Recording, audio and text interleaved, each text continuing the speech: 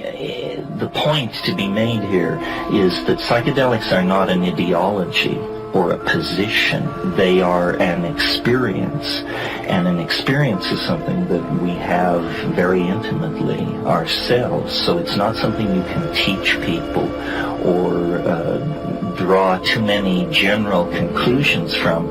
It's an experience, but it's an experience that I feel people should have. And when I see a political system or a set of cultural values that are denying people this experience, then I feel like some kind of human rights abuse is taking place. The tension between so-called straight culture and psychedelic culture is a tension over values.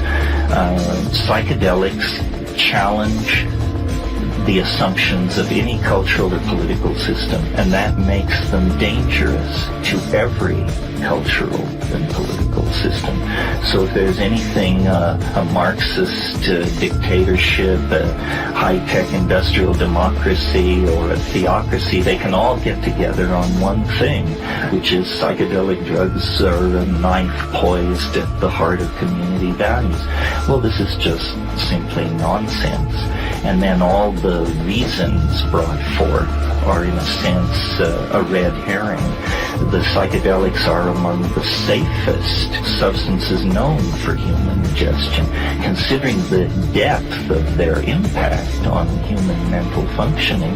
The fact that you pick yourself up 6, 7, 8 hours later and go on about your business with an expanded point of view is quite remarkable. People have a right to get stoned. They have a right to think and explore their own minds. This is as intimate a part of their being as their sexuality.